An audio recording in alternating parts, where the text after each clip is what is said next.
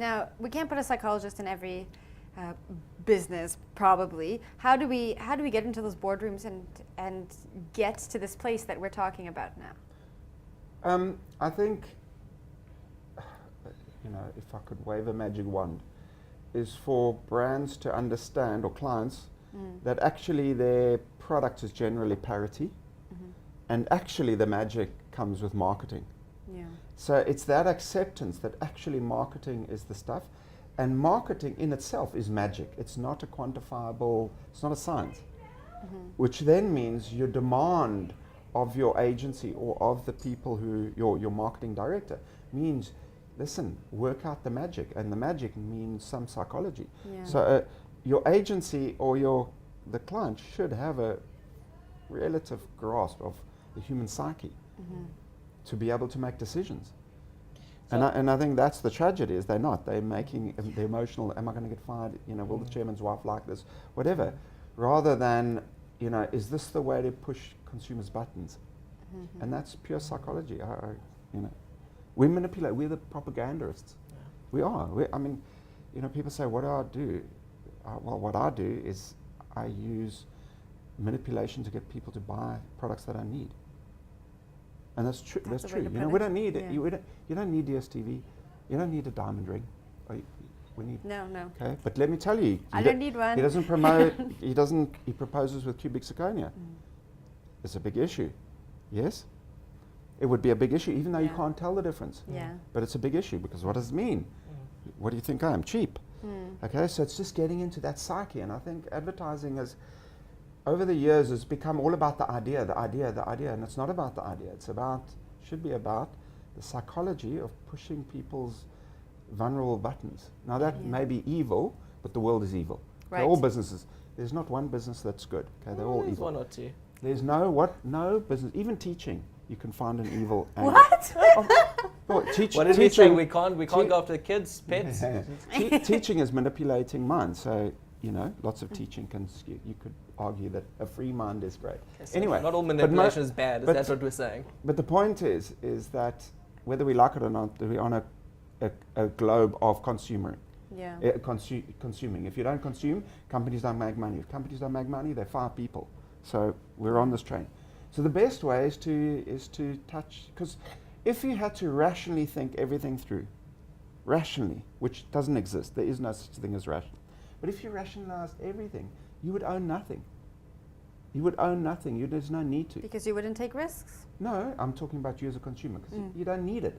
You don't need fancy fashion. You just need clothes. You don't need DSTV. You don't need the latest computer. It's up to us to say, but you're less significant if you don't have a bigger car. You're worth more a diamond. You're worth a diamond because there's a princess in you. You're not some prostitute. What the hell? So I'm being extreme in my exaggeration, but it's fundamentally the advertising agency plus client who understands consumers from a psychological point of view, finds a weak point, and is able to irritate that issue, wins best. And doesn't all that always have to be negative? Because I'm portraying it like a Machiavellian way, but fundamentally, a dinner party, you have a dinner party. Would you buy the stuff at ShopRite?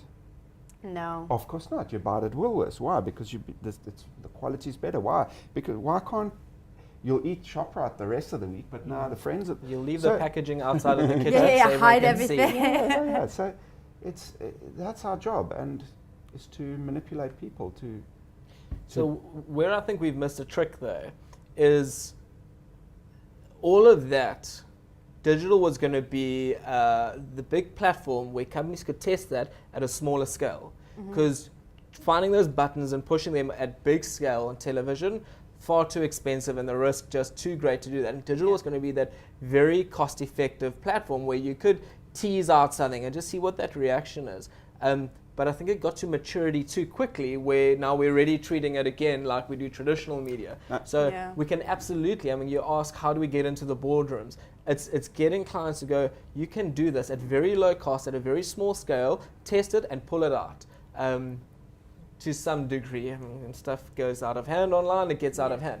But it's still there. I think we're overlooking it. I think that's such a key point, because marketers, clients, have put traditional expectations on a non-traditional media. Right. Okay, that's the big thing. And my belief is they should treat it like research and development. So in a big company, they don't ask the research and development to produce the same as sales and distribution. Right. They understand this is experimentation. It may not produce results for 10 years, whatever, but we're going to try. Please explore. You guys get distributing. But we're going to research and development, social media, and going, no, you must distribute. And that is, to me, that's the wrong expectation. So if they see digital and social media as conversation and exploration, and because anyway, once they get it, it's going to change.